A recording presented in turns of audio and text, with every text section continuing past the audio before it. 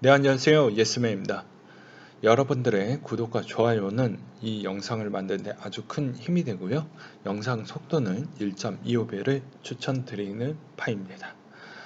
제가 새벽 시간에 좀 찍다 보니까 조금은 양해 부탁드릴게요. 발음이나 이런 부분에 대해서요. 이번에도 어떠한 특별한 이슈가 있는지 한번 보고 넘어가도록 하겠습니다. 이번에 연준이 되게 또 재밌는 이야기를 꺼냈어요. 우리 기준금리 동결을 한동안 2022년도, 2023년도 때까지 가져갈 것이다. 그리고 현 수준만큼 채권 매입은 계속 진행을 해줄 것이니 상당히 시장에 대해서 공포감보다는 안정세를 주기 위해서 조금 관리를 해주고 있다. 뭐 이렇게만 보시면 될 것 같고요. 그리고 여기서도 보시게 되면은 채권 매입 유지 부분을 매달 1200억 달러, 그러니까 한국 돈으로 대략 한 130조에서 뭐 120조 사이 정도라고 보시면 될 것 같습니다. 그리고 한국 일부 중앙은행들과 통화 스와프 기간을 좀 연장을 시켜줄 것이다. 이것은 왜 그러냐면 통화스와프 부분에 대해서도 이렇게 가져가려고 하는 이유는 미국 혼자만 경제 회복을 해줘 봐야 일시적으로 자기네들만 살 수는 있겠지만 지금 모든 경제가 매우 힘든 상태이잖아요. 해당 질병으로 인해서. 그렇기 때문에 이런 형태로 갔었을 때 나머지 선진국이 또 상당히 힘들어지면 거기에 따른 또 국제사회적 비용이 많이 들어가기 때문에 이거를 사전적으로 좀 예방을 한다. 이게 미국을 위한다라고 볼 수도 있겠지만 어떻게 보면은 주변에 있는 동맹국 추이보다는 내가 써야 되는 비용이 더 많이 들어가는 거에 대해서 좀 신경을 많이 쓰는 것 같습니다. 그리고 경제 부분에 대해서도 수출이나 수출의 규모 부분에 대해서도 좀 신경을 쓰는 것 같아요. 그래서 해주는 거지 다른 의미는 없다. 뭐 이렇게 설명을 드릴 수가 있겠고요. 그리고 향후 EU와 영국 간에 대한 브렉시트 부분에 대해서 무역 협상에 대한 내용의 카드가 아마 올 연말까지는 계속 이어지게 될 것인데 그 결과는 아마 1월 달이 나와야 정확하게 내용이 나올 것 같습니다. 그래서 그 부분을 좀 챙겨보셨으면 좋겠고요. 그리고 베트남, 스위스 환율 조작국으로 일단 지정을 해놨다. 왜 그러냐? 뭐 스위스는 뭐 당연히 뭐 제가 이야기를 하지 않아도 알 수가 있겠고 베트남은 뭐 조금 제가 더 알아봐야 될 것 같아요. 그리고 뭐 한국, 중국은 관세 대상국으로 유지를 시켜줬던 이유는 뭐 당연히 그만큼에 대한 미국과 한국 간에 대한 무역에 대한 차이 정도를 좀 유지를 해주기 위한, 그리고 중국은 견제하기 위함이긴 하지만 이게 조작국에서 대상국으로 또 낮춰줬던 이유는 중국이 또 그만큼 또 경제 회복을 빨리 해주고 있는데 여기에 태클을 걸어버리면 미국한테도 별로 좋지 않기 때문입니다. 그런 측면을 좀 보실 수가 있겠고, 그래서 이번에 이슈 중에 메인 이슈는 금리 동결이고 그 마음가짐을 2022년도, 2023년도 때까지 그대로 가져갈 것이다 라는 이야기가 메인 주제라고 볼 수가 있게 되겠고요. 그 다음에 이제 코인에 대한 소식을 한번 보도록 하겠습니다. 보게 되면 비트코인 캐시 사면 안 되는 이유라고 해서 호재기 님이 올려주셨던 내용인데요. 저의 주장은 아닙니다. 한번 글을 읽어보도록 할게요. 기관들은 뭐 샀냐? 비트코인 샀잖아. 그리고 결국에 기관들도 알트를 살 것이고 선택적으로 살 것이고 알트 불장이 올 것이다. 그러면 너희들이 역지사지로 기관이라고 생각을 해보면 너는 무엇을 살 것이냐? 그러면 여기에서 답이 나올 것으로 나는 보여진다. 라는 이야기를 또 해줬고요. 여기서 이제 보게 되면 두 가지 현상이 일어날 것이다. 비트코인만 상승을 해줄 것이고 또는 비트코인 1% 하락 시 알트는 그만큼 하락이 클 것이다. 뭐 이런 얘기가 나오고 있는 실정입니다. 그래서 이 부분에 따른 재미도 있겠지만 이런 현상이 반복이 되면서 또 여러 가지에 대한 또 충격도 올 수가 있으니 그거에 따라서 사전적으로 좀 대응을 해보자. 그리고 이더리움 알트코인에 대한 이야기를 또 해주셨는데요. 이더리움은 스마트 컨트랙트 부분에 대해서 무언가를 또 들고 왔기 때문에 아마 편입을 해줄 거고, 체인링크도 새로운 유틸리티에 대한 상품군을 갖고 왔기 때문에 대중성을 만들어냈기 때문에 여기에 따라서 앞으로 유지가 될 것 같다. 이것도 상당히 저는 동의를 합니다. 하는데 비트코인 캐시는 난 그렇게 보지 않는다. 왜 그러냐? 비트코인을 잡아먹겠다고 했는데 결국 지금 시간이 3년 이상이 지났음에도 불구하고도 먹지를 못하고 오히려 가치가 하락을 해주는 그런 기이한 현상이 나왔기 때문에 아무래도 비트코인 캐시나 나머지 쪽은 이렇게 보여준 게 없으면 그러지 않았을까. 그래서 이 부분에 대해서 저도 공감을 하는 부분도 있지만 좀 반론도 하도록 하겠습니다. 제가 저번에도 이야기를 했지만 이렇게 설명을 할 수가 있어요. 어떻게 설명을 할 수가 있냐면,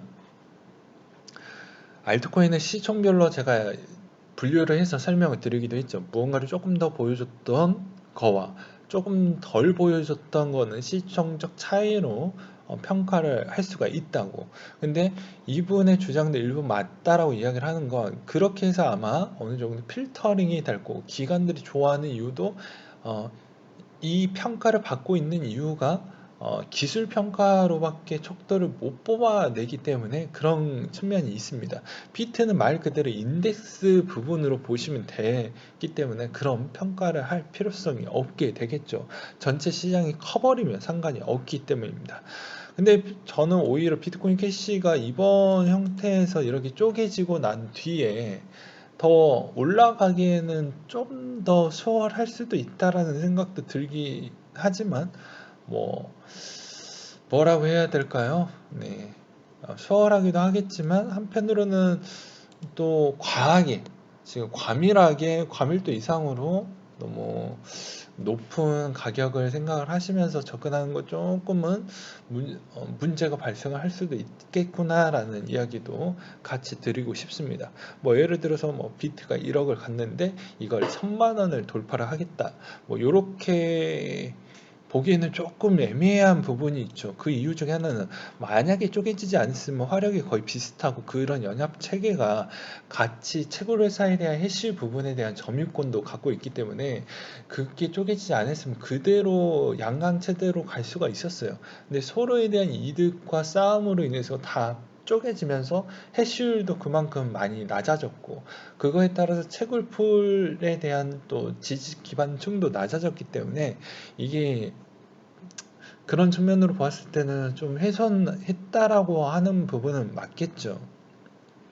그렇지만 이게 완벽하게 볼품이 없다 이렇게 보기에는 어렵습니다. 왜냐하면 말 그대로 지나간 역사를 보게 되면은 메이저 1세대 코인이 해당의 서비스, 어떤 서비스를 하든 간에 메인 마켓 리스트에 포함이 될 겁니다. 왜냐, 이때까지 오랫동안 장기간 동안 또 그만큼 살아남았고, 살아남은 동안 그만큼 거래와 유저 팬덤이 있기 때문이죠. 쪼개지긴 했지만 그래도 팬덤은 계속 유지를 하기 때문입니다. 그래서 그런 측면 좀 보실 필요성이 있겠고, 앞으로 채굴 부분과 인플레이션 부분을 다 고려를 한다고 해도 이 해당 코인이 없어지거나 더 이상 훼손이 된다라고 보기에는 어렵다. 그리고 이미 쪼개질 만큼 쪼개졌기 때문에 더 이상 여기에서 만약에 더 생긴다라고 하면 좀 문제가 생기긴 하겠지만, 현 상황으로 보았을 때 여기서 더 쪼개지기는 어렵기 때문에 이 상태에서 평가를 한다고 하면 아마 전체 알트에 불장이 왔었을 때는 그만큼 또 비례하면서 올라갈 것이다. 저는 그렇게 보고 있는 실정입니다. 그리고 2020년 12월까지 비트와 리플 시세를 비교를 해 보았는데, 이것도 저는 짧게 이렇게 설명을 드리고 싶어요. 제가 저번에 이야기를 했지만 리플은 좀 한 번 펌핑 푹 하면 이렇게 올라가는 것만 생각하시는 분들도 있는데요. 이게 진정한 불장이었을 때, 그리고 막바지였을 때 이런 화력이 나오지, 과거 16, 17 시즌이나 이렇게 보면 한 번 올라왔다면 좀 횡보를 많이 합니다. 예. 그러니까 지금 시점은 이거 1번 시점이 아니고 2번 시점으로 좀 보셨으면 좋겠어요. 네. 그런 측면이 좀 바람직할 것 같고, 그리고 여기에서도 보게 되면은 이거에 따른 교훈은 무엇이냐면, 야, 200원대 놀았고 그러다가 4,900원 한번 가서 여기서 많은 수익을 냈다. 그리고 700원대 가면서 계속 내려가서 언제까지 내려가냐면 거의 250원대 또는 170원대까지 내려가는 형태가 2020년도 1월 달 때까지 보여주고 그 뒤부터 관리가 들어가기 시작하면서 가격대가 또 나와주었다. 그래서 이제 희망찬 부분은 3,800원 이렇게 누가 적어 놓긴 했네요.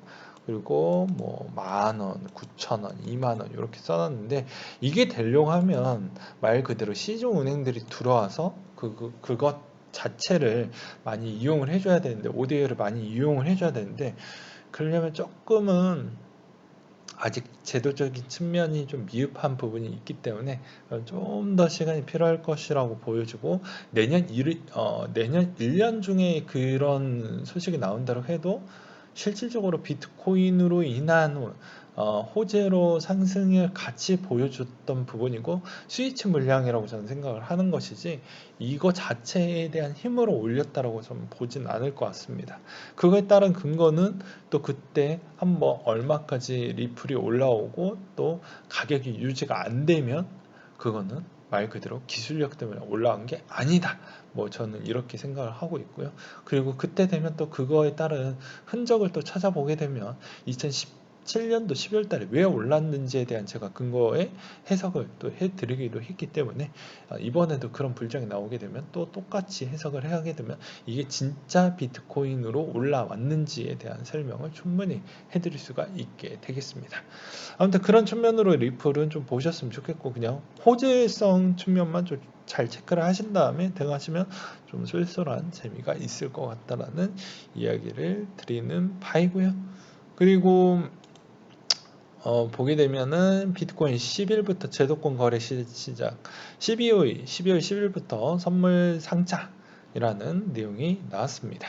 그래서 다시 12호기가 나오게 되면서 이제 시작을 하는데 12호기 쪽은 이게 17년도 때 12호기가 나오면서 어떠한 현상이 나와 주었냐면 그때 같이 나와주면서 12호기 거래량이 훨씬 죽어버리고 CME 쪽으로만 가버렸습니다. 그래서 이때도 2018년도 7월 달에 서비스를 종료를 시켰죠.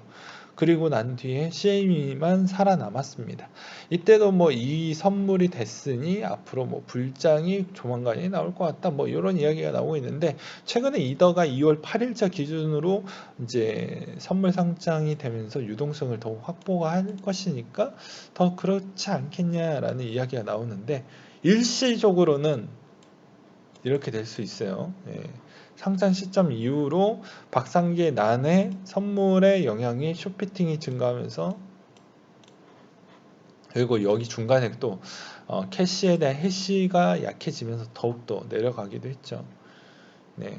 그래서 그런 측면을 좀 보실 필요성이 있다. 이 이야기는 매번 설명을 어제 이야기를 충분히 해드렸기 때문에 뭐 오늘은 이 정도까지 해서 끝내도록 하겠고요.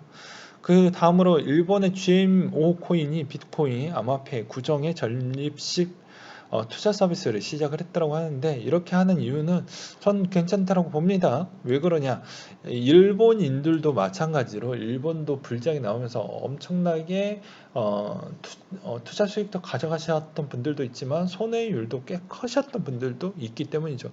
그래서 적립식으로 받는 것을 나쁘게 보진 않습니다. 근데 좀 늦었죠. 이 서비스를 할 거면 2019년도 때라도 최소 못해도 그때부터 했었어야 했는데 그게 좀 안타깝다.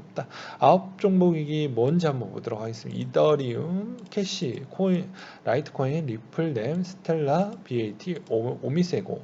그러니까 유심하게 바라볼 포인트는 램, 스텔라, BAT, 오미세고가 되겠죠. 예. 그런 측면을 좀 보실 필요성이 있게 되겠고요.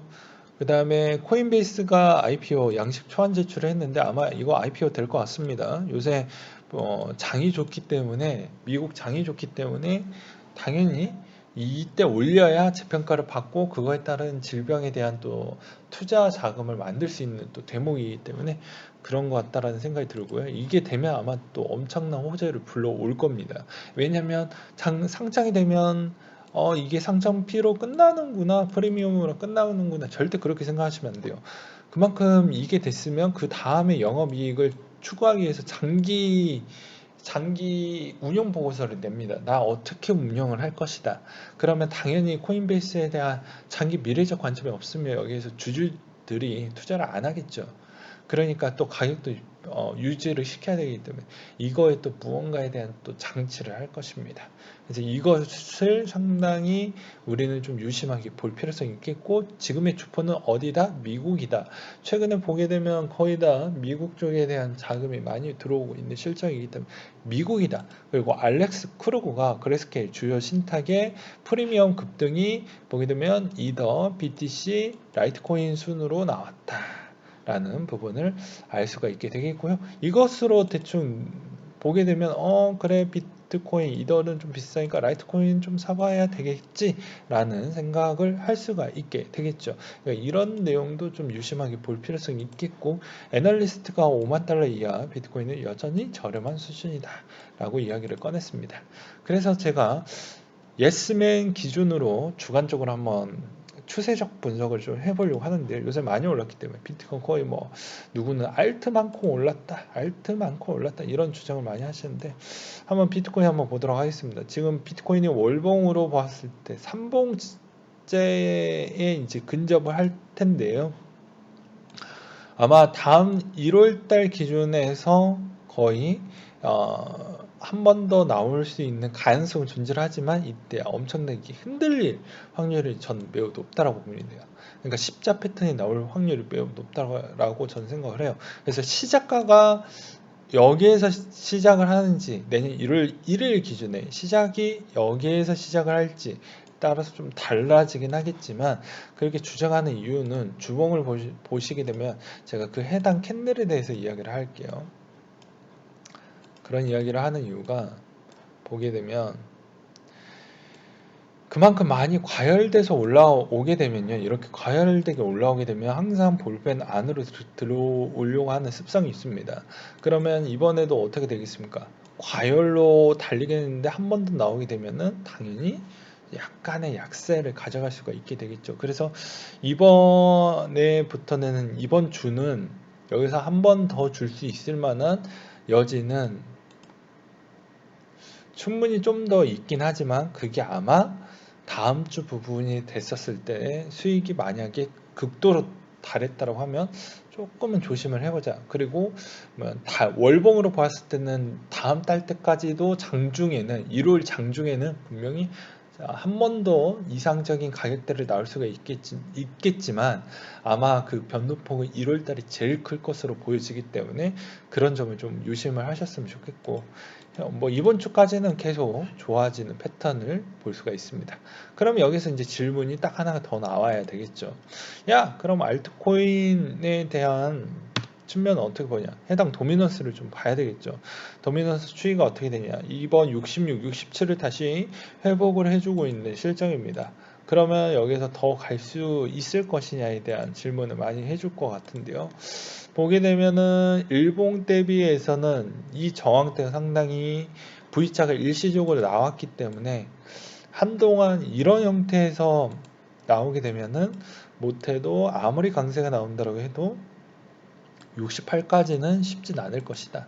그렇기 때문에 68, 만약에 68을 한번 찍어줬다 라고 하면은 그게 마지막이 될 것이니까 살짝 그때 알트가 눌릴 때쯤에 스위칭해서 실제로 BTC 마켓의 거래량이 많이 늘어나는지만 체크를 하시면 아마 도움이 될 것 같습니다. 그렇게 보시는 게 맞을 것 같고요. 그 다음으로 또 보게 되면은 또 보게 되면은 영국의 암호화폐 업체 등록 제한에 임시 허가제를 도입을 시켰다고 합니다. 이런 이유는 실업자가 많이 나왔으니까 그걸 어떻게 해서는 좀 줄여보고자 해서 임시적으로 좀 그렇게 했다라고 저는 생각이 들어요. 그렇게 보시는 게 맞을 것 같고요. 그리고 퀀텀에 대한 질문, 구독자 질문이 있어가지고 그 이야기를 해드리려고 하는데, 이 퀀텀 지갑은 퀀텀이 직접 만들었습니다. 예, 퀀텀 커뮤니티에서도 확인을 해볼 수가 있으니 이것도 이렇게 보시면 될 것 같고요. 아마 중국계 쪽도 조만간에 음, 테스팅을 계속 연달아 하고 그 다음에 내년에 각 국가별로 CBDC 테스트를 많이 하기 때문에 그쪽에 연동되어져 있는 해당 국가별 코인도 좀 연계가 있다고 하는 거 위주로만 체크를 해서 보시면 아마 조금은 도움이 되지 않을까 싶습니다. 네, 그렇게 보시는 게 또 맞을 것 같고요. 네, 그리고 팁을 드린다고 하면 매번 이야기를 했지만 시세의 거래량이 좀 살아있는 거, 그러니까 과거에도 거래량이 좀 붙어졌던 거, 그러니까 이런 패턴. 이거 보고 이거 끝났다 이렇게 보지 말라고 이야기를 했죠.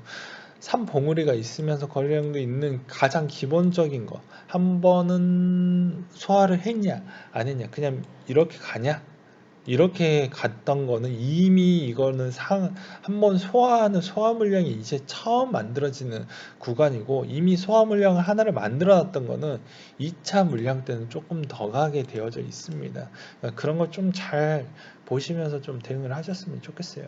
네, 오늘은 여기까지 준비를 했고요. 항상 여러분들한테 힘이 되고 도움이 되는 예스민이 되도록 하겠습니다.